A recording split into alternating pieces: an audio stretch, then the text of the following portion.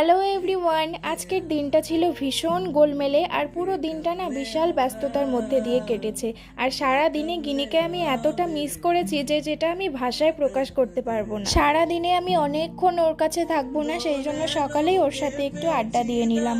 আমি পরোটা খাচ্ছিলাম, ও বসে বসে খাচ্ছিল মিষ্টি। তো খাওয়া দাওয়া সেরে আমি আমার কলেজের জন্য বেরিয়ে পড়ি, কারণ আজকে আমার কলেজে ভাইবা ছিল।